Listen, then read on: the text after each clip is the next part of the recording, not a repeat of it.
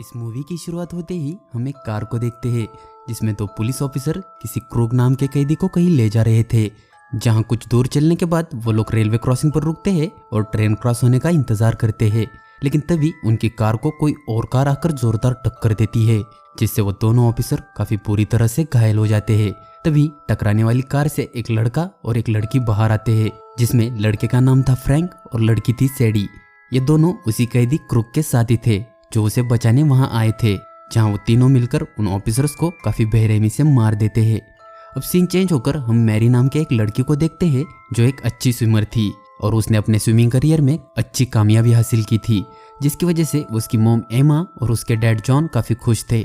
इसलिए वो लोग फैमिली वैकेशन का प्लान बनाते हैं और जॉन, जो कि एक डॉक्टर था, वो अपने हॉस्पिटल का काम निपटा कर सीधे अपनी फैमिली के साथ अपने लेक हाउस पहुंच जाते हैं। यहाँ हमें पता चलता है कि मैरी का एक भाई भी था जो अभी इस दुनिया में नहीं है, जिसे मैरी यहाँ मिस कर रही थी। इसलिए वो एक लॉकेट अपने पास रखती है जो उसके भाई का था।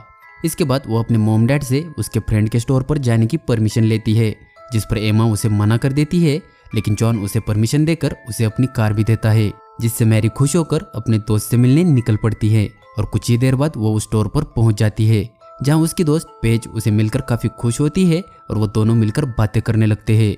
लेकिन यहाँ हम देखते हैं कि एक लड़का छुपकर उनकी बातें सुन रहा था, जहाँ पेज एंजॉयमेंट के लिए मैरी से नशा करने की बात कर रही थी, जिस पर मैरी उसे मना करती है। और तभी वो लड़का उनके पास आकर उनसे एक सिगरेट का पैकेट मांगता है, जिस पर पेज उसे उसका एज प्रूफ मांगती है और बोलती है कि अगर तुम 18 साल के हो तो ही सिगरेट खरीद सकते हो।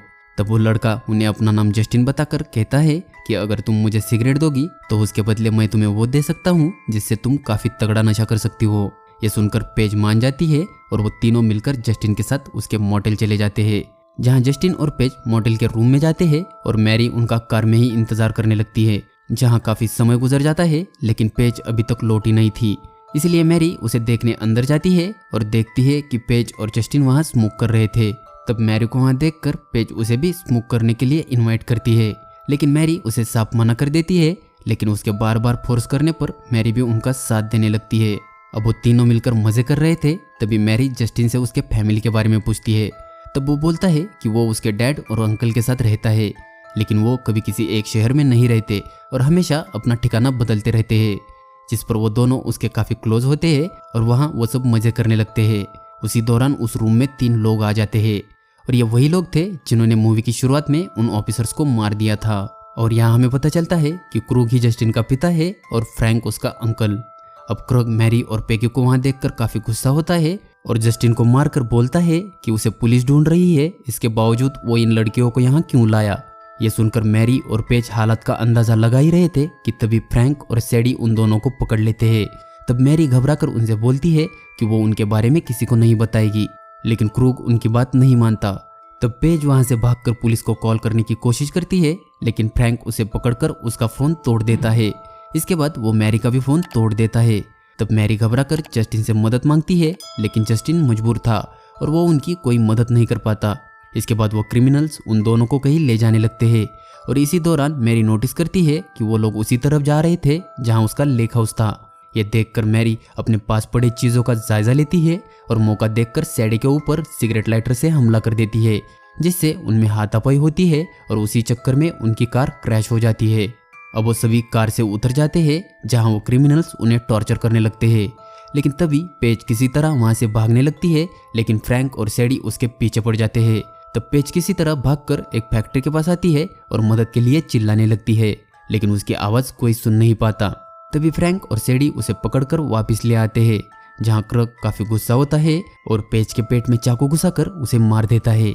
इसके बाद वो मैरी के कपड़े फाड़कर अपने बेटे जस्टिन को उसके साथ जबरदस्ती करने को कहता है, लेकिन जस्टिन उसकी बात नहीं मानता।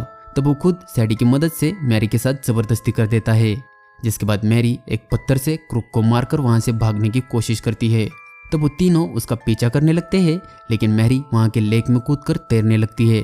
तब क्रूग उस पर अपनी बंदूक से गोलियां बरसाने लगता है, लेकिन मैरी एक अच्छी स्विमर थी, इसीलिए वो पानी के अंदर से तैरकर किनारे के पास पहुंच जाती है। लेकिन उसके ऊपर आते ही क्रूग निशाना लगाकर उसे शूट कर देता है, जिससे मैरी उस गोली का शिकार बन जाती है और उसे गोली लगी देखकर वो तीनों खुश होकर वहां से निकल जाते हैं। इधर हम देखते हैं कि जॉन और एमा उनकी बेटी का इंतजार कर रहे थे। तभी उनके दरवाजे पर कोई आ जाता है। तब एमा जाकर दरवाज़ा खोलती है तो वहाँ जस्टिन और वो क्रिमिनल्स थे जो खुद भी इस बात से अनजान थे कि ये मैरी का ही घर है। वो बोलते हैं कि उनका एक्सीडेंट हुआ है और उन्हें मदद की ज़रूरत है। तब एमा उन्हें अंदर लेती है और जॉन फ्रैंक का इलाज करता है। तब कुछ देर बाद जस्टिन फ्रिज पर लगी मैरी की फ़ोटो देखता है, जिससे उसे पता चल जाता है कि ये मैरी का ही घर है। दरअसल उसे मैरी और पेज के लिए काफ़ी बुरा लग रहा था, क्योंकि वो ही उनकी इस हालत का जिम्मेदार था और वो पहले से ही उसकी बाप की गैंग से परेशान था। इसलिए वो मैरी की फैमिली को सब कुछ बताने का फैसला करता है, लेकिन वो क्रूग और बाकी लोगों के सामने उन्हें कुछ बता नहीं सकता था। इसलिए वो मैरी का लॉकेट वहीं रखकर गेस्ट हाउस चला जाता है, जहाँ वो चारों रुकने वाले थे। इधर एमा और जॉन मैरी के लिए काफ़ी परेशान थे। तभी बाहर से उन्हें कुछ आवाज़ आती है, इसलिए जॉन बाहर जाकर देखता है तो उसे वहाँ मैरी मिलती है, जो काफ़ी खराब हालत में थी। ये देखकर वो दोनों घबरा जाते हैं और जॉन मैरी को अंदर लाकर उसे फर्स्ट एड देता है, जिससे मैरी की हालत सुधरने लगती है। और उसी दौरान जॉन को ये भी पता चलता है कि उसके साथ किसी ने ज़बरदस्ती की है। तभी एमा को वहाँ वो लॉकेट मिलता है जो जस्टिन ने रखा था। वो लॉकेट देखकर उन्हें उन चारों पर शक होता है, जिससे वो शरीफ माँ बाप काफ़ी गुस्सा होते हैं और उन्हें मारने का फैसला करते हैं।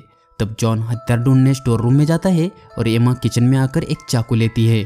तभी उसके पास फ्रैंक आ जाता है और उससे पूछता है कि उसे नींद नहीं आ रही, इसलिए क्या उसे पीने के लिए एक बियर मिल सकती है।